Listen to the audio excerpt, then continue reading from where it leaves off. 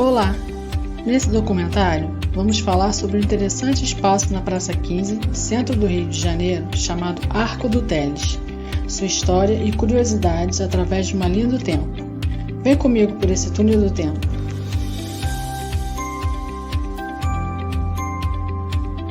Rio que passou. Arco do Teles. Linha do tempo. Início da construção por volta de 1743.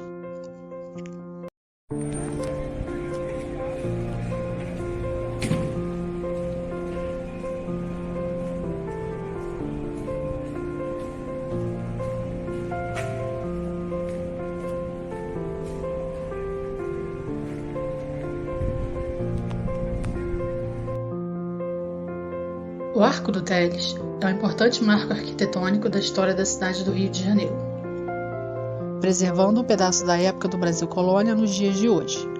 A estrutura que conhecemos hoje é o que restou da antiga residência da família Teles de Menezes, que liga a Praça 15 à Travessa do Comércio. O Arco do Teles fica localizado no número 34 da Praça 15, ao lado do Paço Imperial.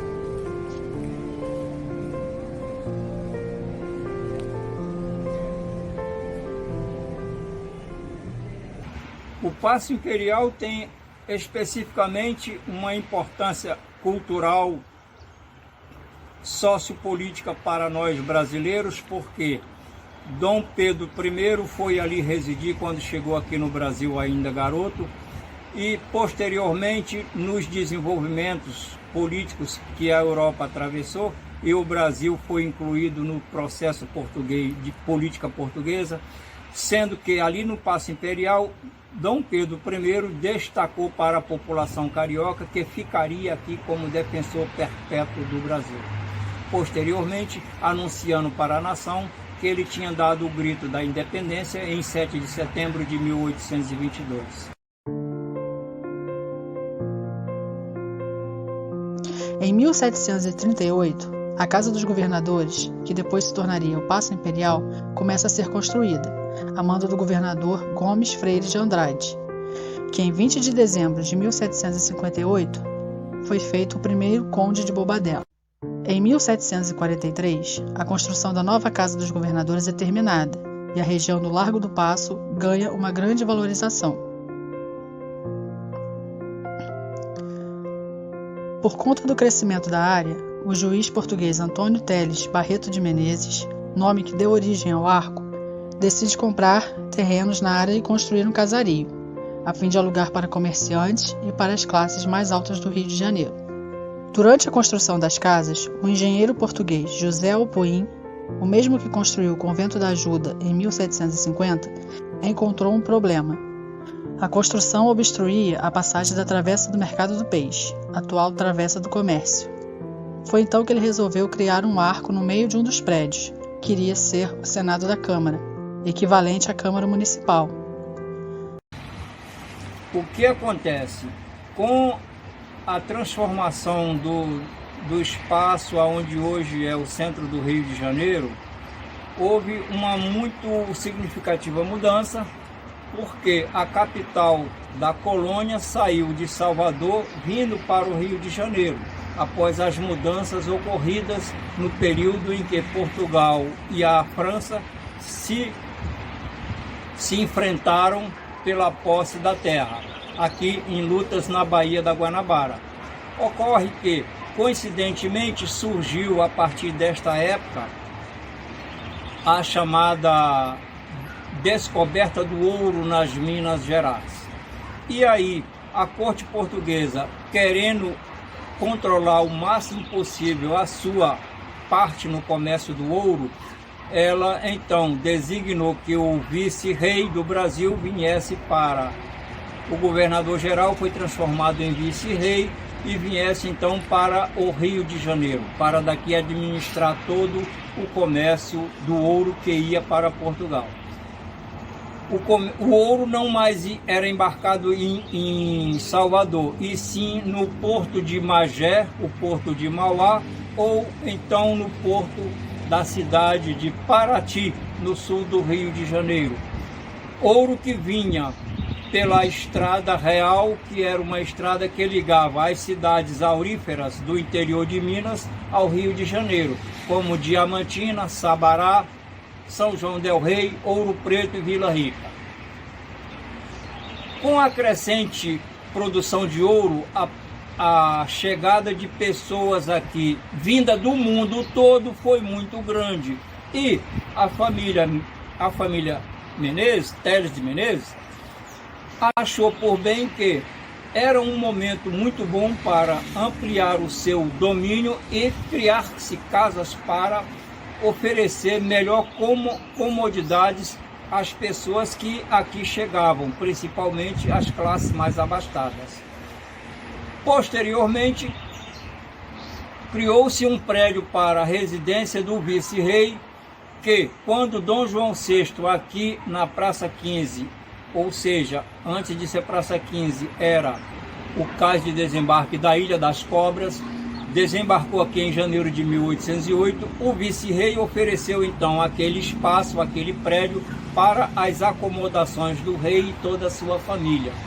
Posteriormente, o espaço foi sendo ampliado, foi sendo melhorado, com melhores acomodações, já que toda a corte portuguesa, ou seja, a elite portuguesa, tinha vindo acompanhando o rei para o Rio de Janeiro. Isso deu um salto muito grande, muito importante para a cidade, e as condições que eram muito ruins na época, condições de instalações de água e sistema de esgoto, foram sendo melhoradas. Criou-se um conduto de águas vindo do atual Morro de Santa Teresa para o centro do Rio, onde existia um chafariz que está lá em pé até hoje, conhecido como Chafariz Imperial, fica ao lado do Paço Imperial, obra do então arquiteto português Mestre Valentim. Trazia água do Morro de Santa Teresa para o centro da cidade para ser distribuído pela população local.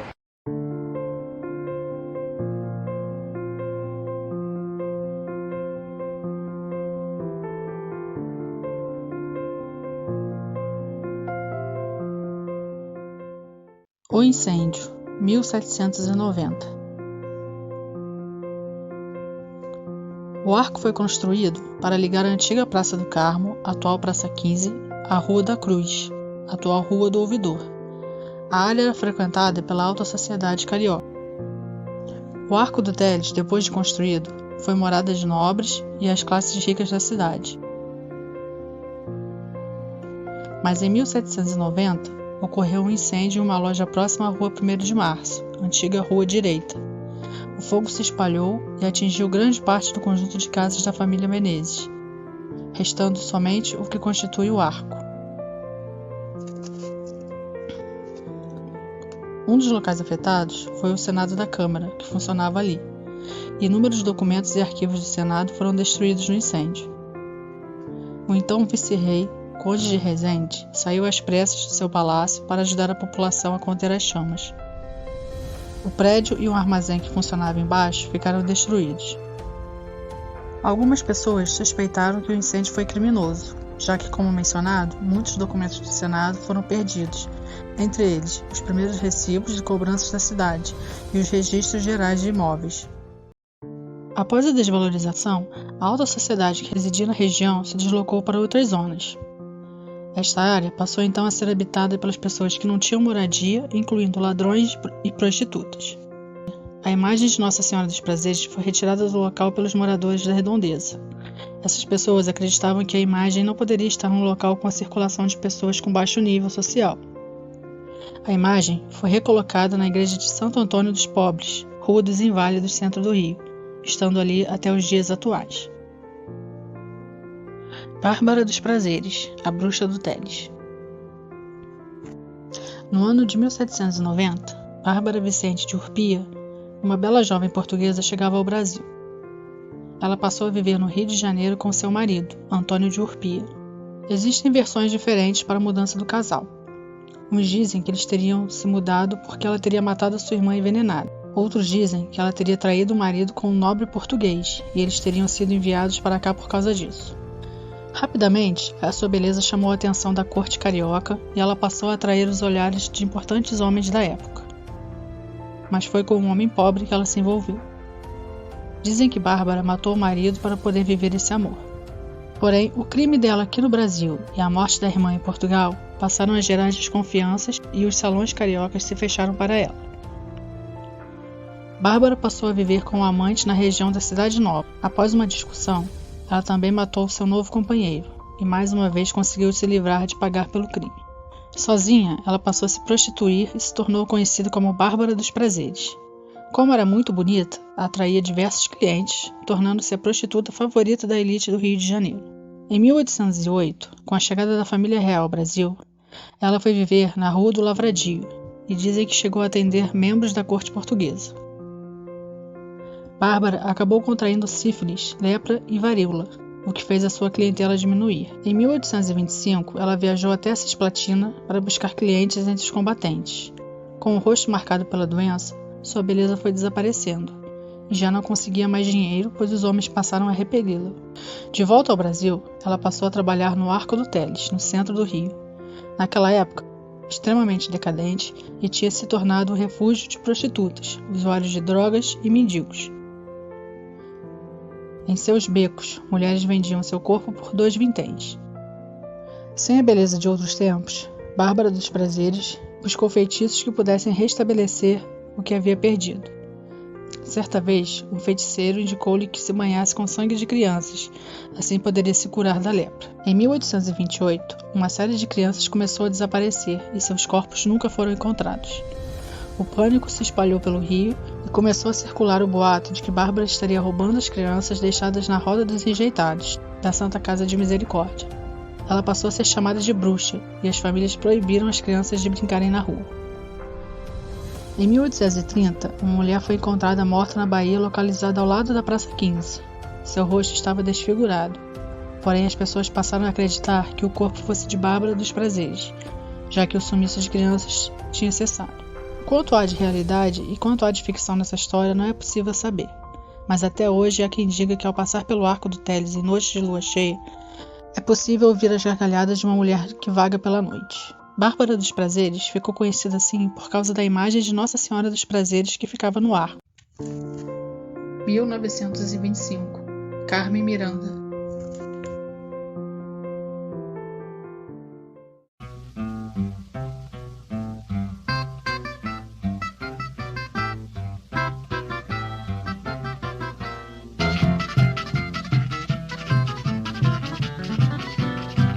Mamãe, eu quero.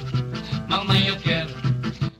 Com a correria do dia a dia, a maioria das pessoas que passa pela Travessa do Comércio, próxima à Praça 15, desconhece que ali morou uma das mais famosas personalidades da cultura brasileira, a cantora Carmen Miranda.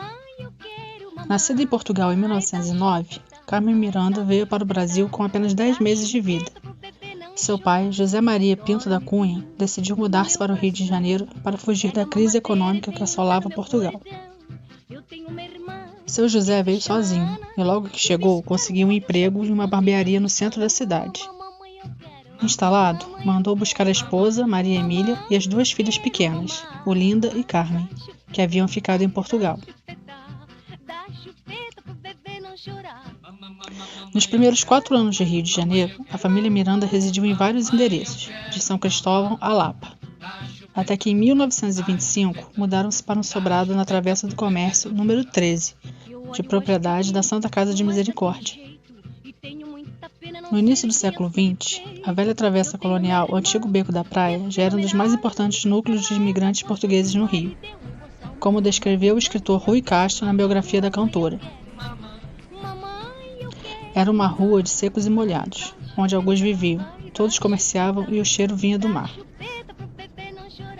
A família Miranda alojou-se no 2º andar do sobrado.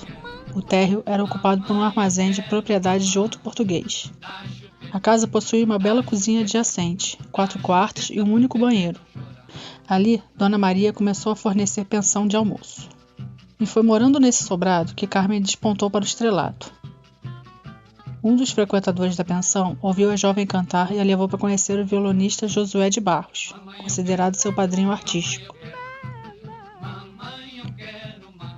Em pouquíssimo tempo, Carmen se apresentaria em um festival beneficente, no Instituto Nacional de Música, em estações de rádio e gravaria seus primeiros discos.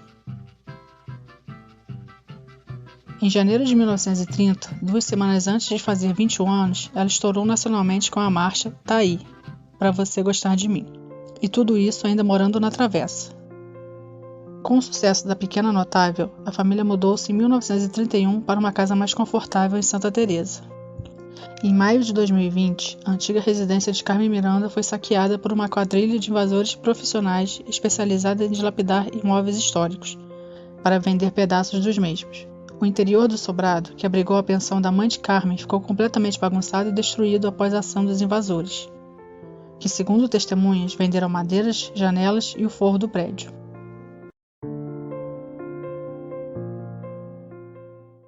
Lembrança daquela época ainda tem o prédio do Paço, o chafariz imperial e os arcos da Lapa, como são conhecidos.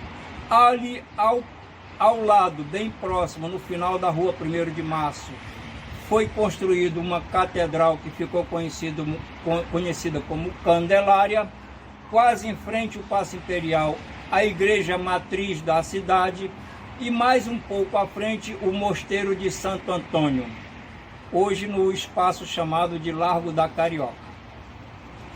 A igreja de São José, que fica logo à frente, é também um marco muito importante, porque, tendo sido um espaço em que a Igreja Católica tinha amplo poder e conceito, nada mais digno de nota do que as igrejas se espalharem e irem fazendo uma modificação na sociedade da época. A Praça Tiradentes, como é conhecida hoje, chamou-se naquela época Campo da Lampadosa e foi oficialmente o espaço onde foi enforcado o nosso mártir da independência, o mineiro Tiradentes. No contexto histórico do qual nós estamos falando, a cidade do Rio de Janeiro como um todo herdou toda uma cultura daquela época, herdou toda uma riqueza cultural, como os fortes, as fortalezas que tem no entorno da boca da Baía da Guanabara, Fortaleza de Santa Cruz da Barra, o Forte São João, o Forte Laje e o Forte Graguatá. Todo esse aparato militar deu um destaque especial à cidade, porque se no passado ela tinha sido invadida 2 vezes, após a chegada da família real, ela não mais foi invadida. Isso é uma garantia que a cidade, a população teve como um todo e melhorou a confiança e automaticamente desenvolveu o comércio e as artes cariocas. Atualmente, o local é exclusivo para pedestres. O calçamento antigo remete aos primeiros pavimentos do Rio, feito com pedras pequenas que pavimentam as ruas e lajes, ou grandes pedaços de pedras nas calçadas. Os bares são muito frequentados nos fins de semana, e durante a semana nos chamados happy hour. O público que frequenta o arco é bem diversificado, popular e descontraído, de funcionários públicos a profissionais liberais.